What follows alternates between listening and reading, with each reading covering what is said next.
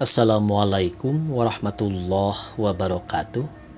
Pemirsa, pada kesempatan ini saya Bang Elgi akan melanjutkan Ogin Amar Sakti bagian ke-12. Penulis adalah Bapak Mindresmana. Terima kasih kepada semua subscriber yang selalu setia mengikuti. Selamat mendengarkan. Segala itu Rayi Insapi, Rayi sangat menyesal.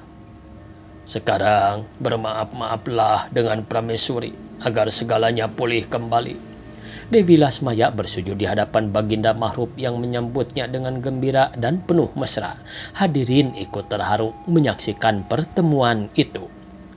Maafkanlah segala kesalahan Kanda, Rayi. Demikian pula Rayi, balas Dewi Lasmaya. Dan Rayi Prabu Dharma Sakti, persiapan Rayi takkan sia-sia. Esok hari kita nikahkan Ananda dengan Raden Amar Sakti sambil memperbaharui pernikahan Dewi Lasmaya dengan Rayi Mahrup. Rayi sangat setuju dan sangat bersenang hati, jawab Prabu Dharma Sakti. Sekarang panggillah Amar Sakti dan Dewi Bidayasari agar keduanya dapat berkenalan dengan ayahandanya. Seorang pegawai keraton segera memanggil kedua teruna itu. Keduanya datang menghadap disertai oleh Tandran dan adik-adiknya. Hadir pula Patih Jaka Budiman. Amar Sakti bersujud di depan ayahanda. Baginda sangat terharu sehingga menitikan air mata. Sedangkan Jaka Budiman asyik bercakap-cakap dengan Dewi Lasmaya yang tak puas-puasnya mengucapkan terima kasih atas pertolongannya dahulu. Pertemuan itu jadi sangat meriah, semuanya bergembira. Keesokan harinya, setelah selesai dengan pemakaman jenazah Dewi Nurhayat dan Pangeran Sabang, diresmikanlah pernikahan Amar Sakti dan Dewi Bidayasari. Dalam kesempatan itu pula, pernikahan Baginda Mahrup dengan Dewi Lasmaya diperbaharui karena telah berpisah sekian lama. Setelah itu berlangsunglah pesta pernikahan selama 7 hari 7 malam. Seluruh penduduk Mulkiah ikut berpesta pora sebab pilihan rajanya sangat mereka setujui. Selesai pesta, Prabu Antaboga kembali ke Malebah. Beberapa hari kemudian Baginda Mahrup pun kembali ke Madursan bersama Dewi Lasmaya. Kepergiannya tak luput dari kelakar Tandran dan adik-adiknya. Mereka mengganggunya dengan jenaka. Tempat awan di langit biru, selamat jalan pengantin baru. Dewi Lasmaya tersenyum mendengarnya. Panji Masang meneruskan nyanyian kakaknya. Dimakan hama, padinya hampa, putih dan biru warna udara. Sekian lama tidak berjumpa, kasih dan rindu tidak terkira. Tentu saja, seru Panji Layang.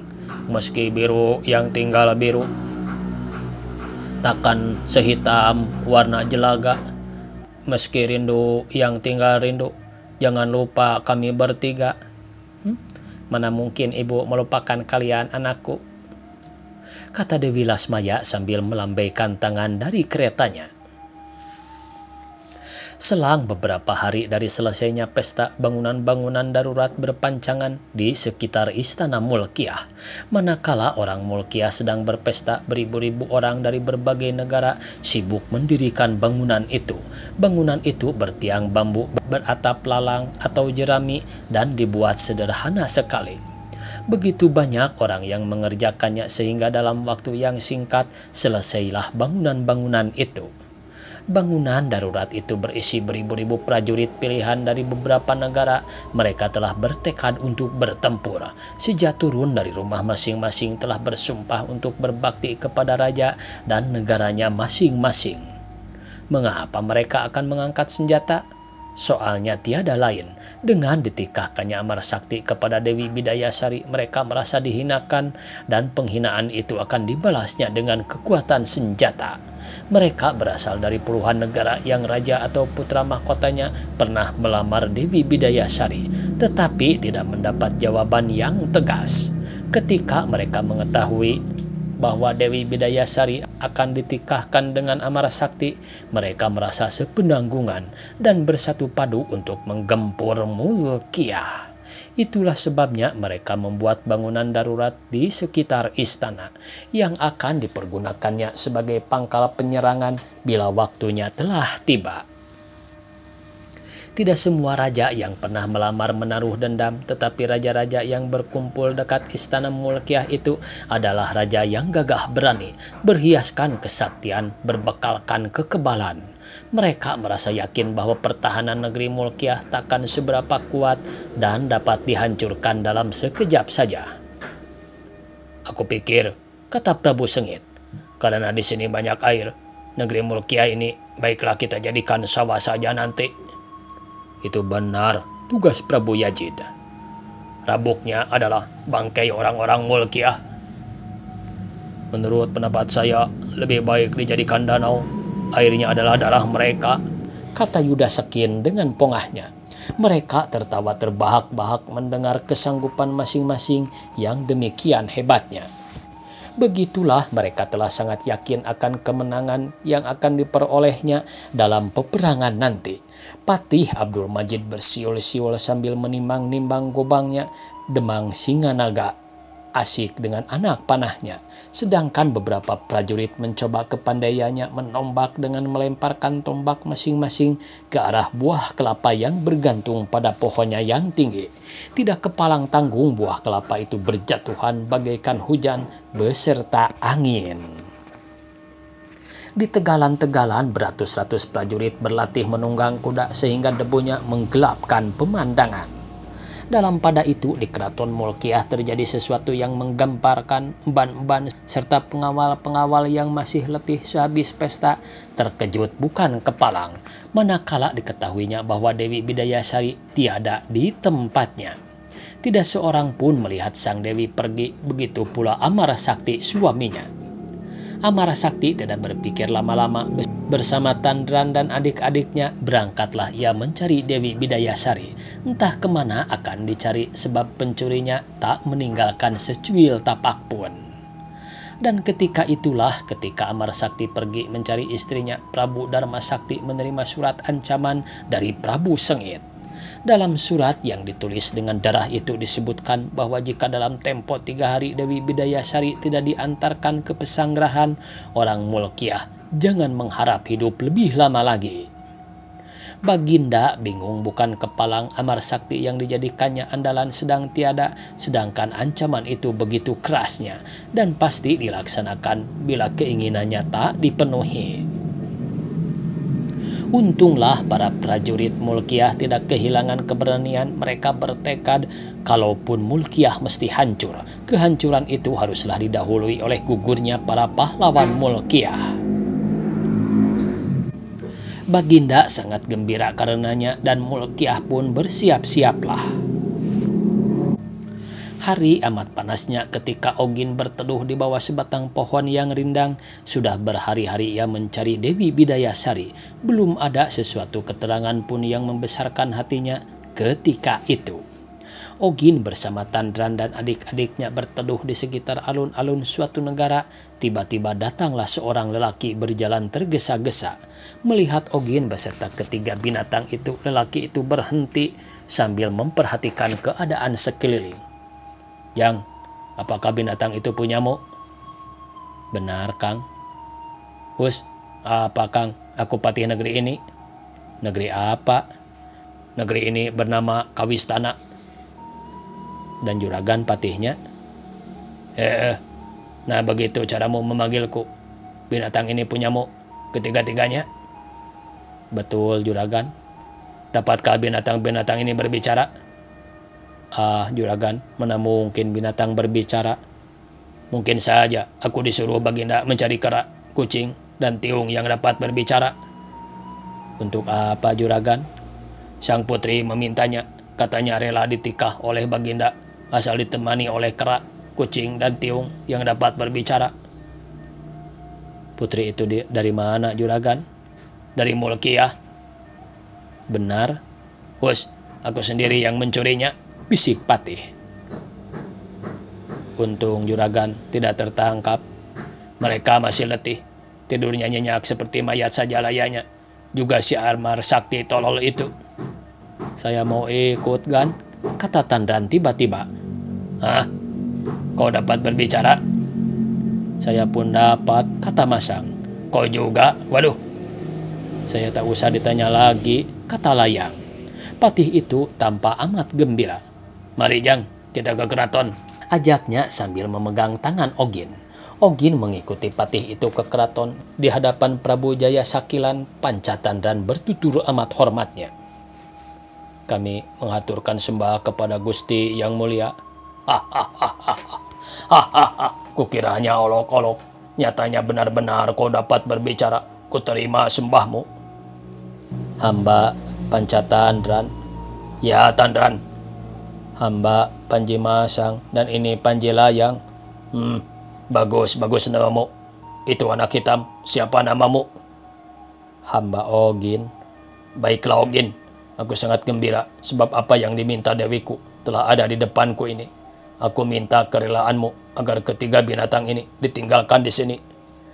Apapun permintaanmu pasti kululuskan." "Hamba bergembira sebab Gusti berkenan memelihara binatang yang hamba bawa. Kalau boleh hamba meminta, ada sebuah permintaan yang akan hamba ajukan." "Minta apa? Ayo katakan." "Hamba minta agar Gusti membatalkan maksud Gusti itu." "Mengapa, ha?" "Sebab binatang ini bukan kepunyaan hamba, tapi kepunyaan majikan hamba." Sekarang begini saja Ogin, kau pulang dulu dan tanyakan kepada majikanmu berapa binatang ini akan dijual. Nanti ku bayar 10 kali lipat." "Kalau demikian, hamba permisi Gusti. Mari Tandran." Binatang-binatang itu tinggalkan di sini." "Hamba takut dimarahi Gusti."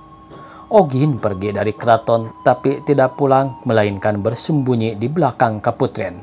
Mereka bersembunyi hingga malam tiba. Setelah emban-emban tidur, Amar Sakti masuk ke dalam kaputren setelah pintunya dirusak oleh Tandran. Dewi Bidayasari yang tak pernah tidur selama berada di sana menyambut kedatangan Amar Sakti dengan gembira, tapi mereka tak dapat melepaskan rasa rindunya. Keadaan belum mengizinkan. Dalam kegelapan malam itu, Dewi Bidayasari dibawa pulang ke Mulkiah. Mereka sangat kaget bercampur gembira ketika tiba di luar pintu gerbang keraton. Ternyata Gelah Puspa sudah berada di sana.